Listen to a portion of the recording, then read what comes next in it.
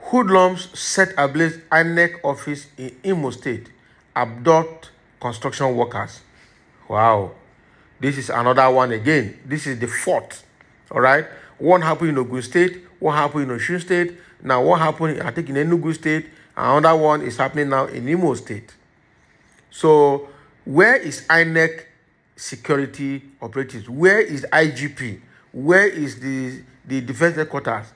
They said they have deployed security operatives to all the INEC offices across the federation to ensure that INEC assets and properties and materials for election are well secured, and also ensure that INEC workers are also secure. So how come this arson is being committed across without any form of resistance from security operatives? Are you sure all these things that INEC is telling us, IGP is telling us, they are actually going to work? Because this is not expected. How can arsonists just enter a location and operate freely and finish work and go, no iota of security resistance? And then the daytime, the security operatives, the IGP, all of them, INEC, all of them will come and tell us that they are securing those places. Meanwhile, they are not. How come? This is the fourth INEC office to be burnt now in just a few months and just a few days to election. Now, wow, this one tire me. Hoodlums have set ablaze an office of the Independent National Electoral Commission in Imo State, kidnapping some construction workers who were later rescued anyway.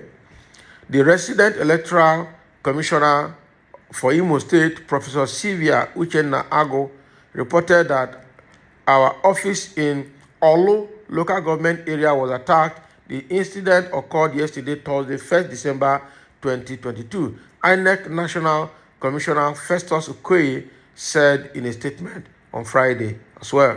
The building, which is undergoing extensive renovation following an earlier attack, was vandalized and partially set ablaze. 3 out of 7 construction workers were abducted but later released. Okoye said the damage would have been more extensive barring the response of the police personnel who were quick in mobilizing their men to the scene. This is one attack too many.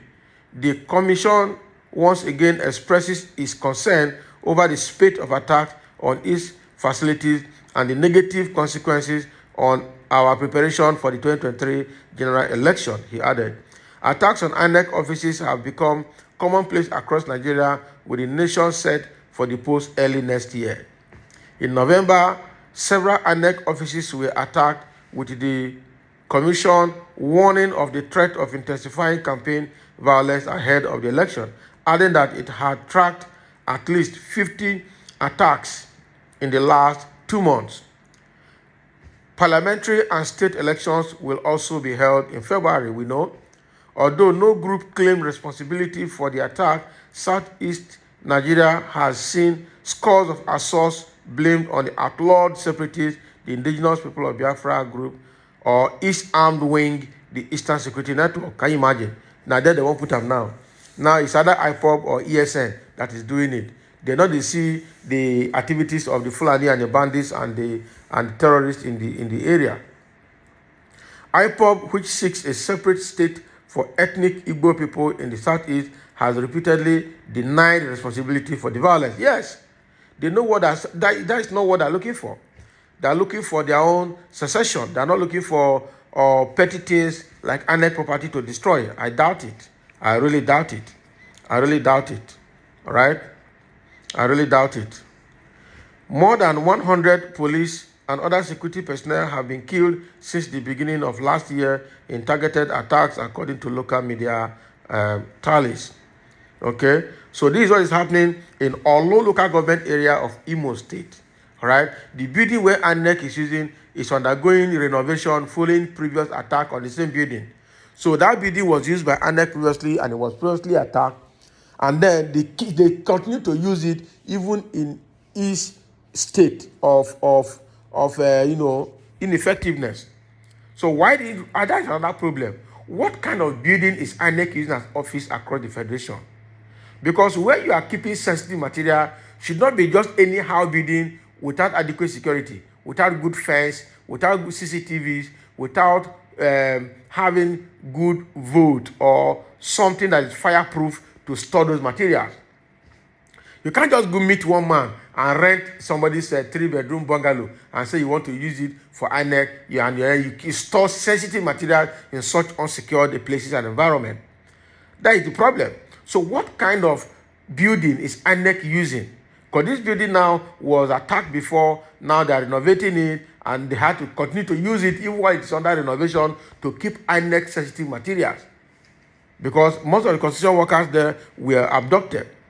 So how can you continue like this? How can you continue like this? This is the fourth of its kind. After there was attack in Ogun State, there was attack in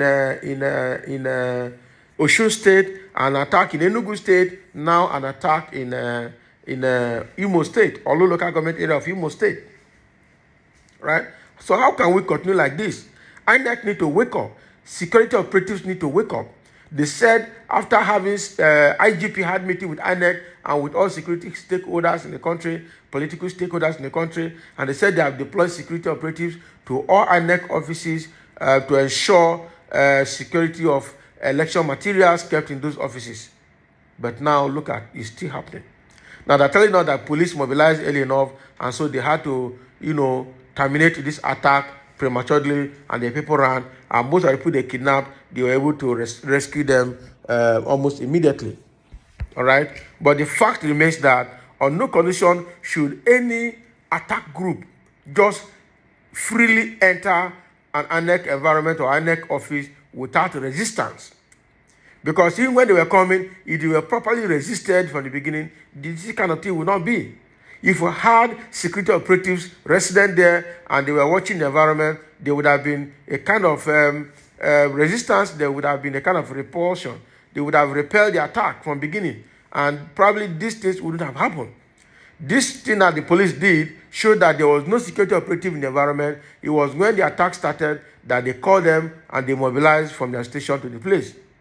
But then the action had already started. Some part of the building was already burning, and people were already taken. How can we continue like this in this country? This is not right. This is not right. It means that we are just playing lip service. Another person saying ESN, IPOB, terrorists, well done, okay. So now you see, so now they have picked it on ESN and IPOB. I will sure do have the proof that it's ESN or IPOB that is doing it, because it's not just to give a dog a bad name in order to kill it. No. So let's confirm and be sure, because most of the terrorist activities happening in the north are not conducted by the northern. Most of the terrorist activities happening in the southeast are actually not perpetrated by the southeast themselves. Even though we still have some miscreants among them, there's no society that you don't have miscreants. I agree. All right, there's no society where you don't have miscreants. But this issue of southeastern state of Nigeria is very, very pathetic, and it's getting out of hand. So I just hope that federal government, state government, what is the governor doing? The governor of Imo State, Hope Uzodinma, what is he doing? They say that they as governors to protect lives and properties, but they cannot wake up to that responsibility for a bit.